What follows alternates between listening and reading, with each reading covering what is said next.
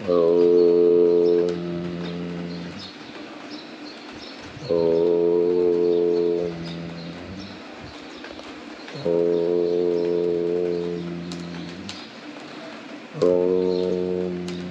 गुरुर्ब्रह्मा गुरुर्विष्णुः गुरुर्देवो महेश्वरः गुरुसाक्षात् परब्रह्म तस्मै श्री गुरवे नमः। तस्मै श्री गुरवे नमः। పూజ్య గురుదేవులు శ్రీ దేవి చిట్టి చలపతిరావు గారి పాదవద్దకు నమస్కారం. మన భగవద్గీత అష్టాధ్యాయము అర్జున విషాద యోగము మొదటి శ్లోకము ఆల్రెడీ మనం ఒకసారి చదివాము, ఇంకొకసారి రిపీట్ చేస్తాను. ఓం శ్రీకృష్ణ పరబ్రహ్మణే నమః.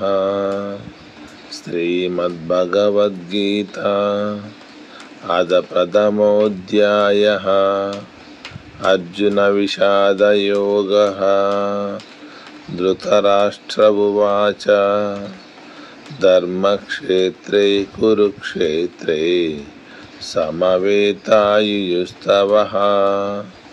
మామకా పాండవాక్షైవ కిమకుర్వత సంజయ. ఒక శ్లోకాన్ని ఒక 3 times చదివితే బాగా వస్తుంది చూడండి. రెండవ శ్లోకము సంజయ ఉవాచ దృష్ట్వా తు పాండవానీకం వ్యూఢం దుర్యోధనస్తదా ఆచార్యముపసంగమ్య రాజా వచనమబ్రవీత్.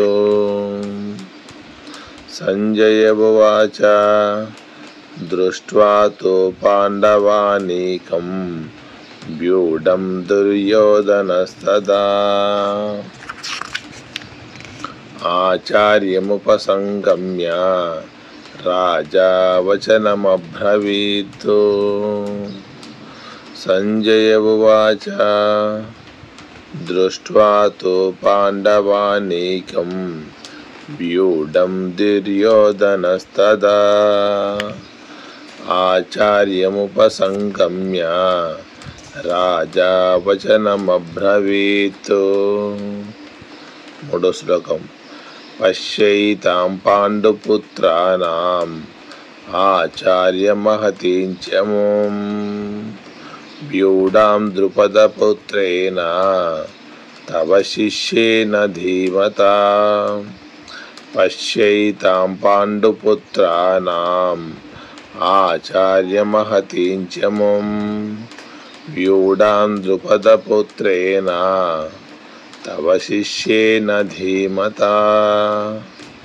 పశ్యైతాం పాండుపుత్రానాం ఆచార్యమహతీం చమూం వ్యూఢాం ద్రుపదపుత్రేణ తవ శిష్యేన ధీమతా.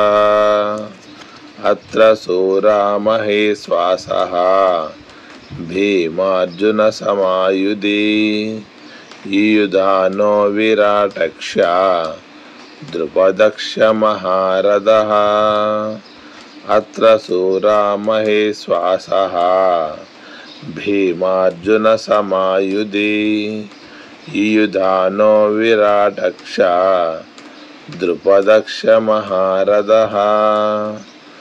అత్ర శూరా మహేశ్వాసః భీమార్జున సమాయుధి యుయుధానో విరాటక్ష ద్రుపదక్ష మహారథః.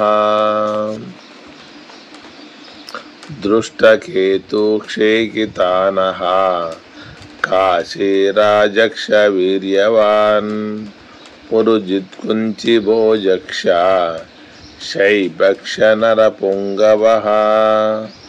దృష్టకేతుక్షేకితానః కాశీరాజక్ష వీర్యవాన్ పురుజుత్కుంతిపోజక్ష శైబక్ష నరపుంగవః.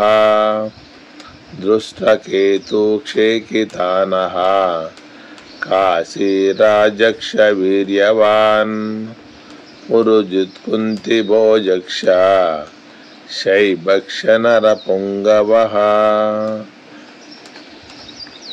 युधामन्युक्ष विक्रान्तः उत्तमौजाक्ष वीर्यवान् सौभद्रो द्रौपदेयाक्ष सर्व एव महारथाः युधामन्युक्ष विक्रान्तः उत्तमौजाक्ष वीर्यवान् सौभद्रो द्रौपदेयाक्ष सर्व एव महारथाः युधामन्युक्ष विक्रान्तः उत्तमौजाक्ष वीर्यवान् सौभद्रो द्रौपदेयाक्ष सर्व एव महारथाः.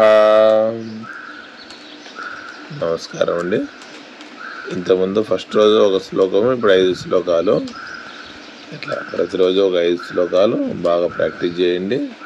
ఒక్కొక్క శ్లోకాన్ని ఒక 3 టైమ్స్ బాగా పలకండి. మళ్ళీ మార్నింగ్ ఈవినింగ్ ఇలాగే పఠనం చేయండి. రోజు పారాయణ చేయండి. ఒక 10 సార్లు చదివితే వస్తుంది అండి. నమస్కారం అండి. ఓం శ్రీ గురుభ్యో నమః. సోహం.